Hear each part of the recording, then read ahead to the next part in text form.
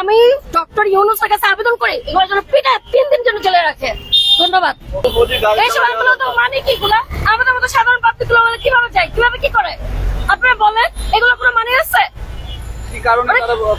কিচ্ছু আমি জানি না। মানে তারা আমি সকালবেলায় অফিস টাইম আমি যাবো, যাওয়ার পর শুধু আমি না লাখ লাখ পাবলিক এদিক দিয়ে যাবে অফিস টাইম। এটা কোনো বাচ্চাদের স্কুল টাইম।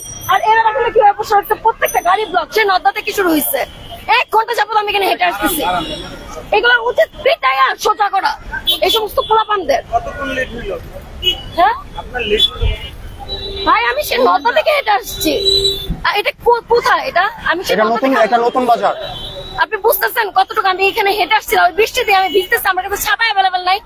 এগুলোর মাইরা সরকারকে আমি অনুরোধ করবো এগুলো পিটাইয়া যেন 3 দিন জেলের মধ্যে বন্দি রাখে। আওয়ামী লীগের দোষরও আছে, দেখেন আওয়ামী লীগের দোষর আছে ভাই। না না এখানে কষ্ট দেওয়া আওয়ামী লীগের দোষরের বলতে কিছু নাই। আওয়ামী লীগের দোষর বলতে কিছু নাই। এই যে পোলাপানগুলা, এই যে স্টুডেন্ট গুলা, এই যেগুলো কিসে আওয়ামী লীগের দোষর? এই সমস্ত বলে লাভ নাই। এই সমস্ত যেগুলো চান্স নিতেছে এই সরকারের সময় আমি ডক্টর ইউনূসের কাছে আবেদন করি এগুলোর জন্য পিটা 3 দিন জন্য জেলে রাখে। স্টুডেন্টদের যে কর্মসূচি সেই ব্যাপারে কি বলবেন? এখানে আমি একটা স্টুডেন্ট দেখি নাই, সবকটা হচ্ছে স্টুপিড, বেয়াদব এবং ছাত্রী। স্টুডেন্টদের ওয়ে এটা না, কথাও এটা না। ওরা যেভাবে কথা বলে এগুলো স্টুডেন্ট সুলভ কথাও না। মানে ওরা আসলে নিজেও জানে না ওরা এখানে কি জন্য দাঁড়াইছে। এরা নিজেরা হচ্ছে নিজেদের প্রতিষ্ঠানে টিচারদের সাথে বেয়াদবি করছে, টিচারদেরকে তুতুকারি করছে। যারা তুতুকারি করছে ওদেরকে বহিষ্কার করা হয়েছে। ওই বহিষ্কৃত ছাত্রদের পক্ষে আইসা আর কয়েকটা স্টুডেন্ট এসে এখানে দাঁড়াইছে।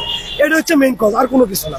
এই যে বাংলাদেশের যে কালচার, যে দাবি আদায় করতে হলে রাজপথে নামতে হয়, এই ব্যাপারে মগের মূল্য বাংলাদেশ এখন মগের মূল্য হয়ে গেছে। ওদের পজিশন যারা আছে তারা কি করবে? তারা যদি কিছু করতে যায় তারা হাসিনাপন্থী হয়ে যাবে। তাদেরকে হাসিনাপন্থী ট্যাগ লাগাইতে বুঝেন নাই, এই জন্য তারাও কিছু করতে পারে।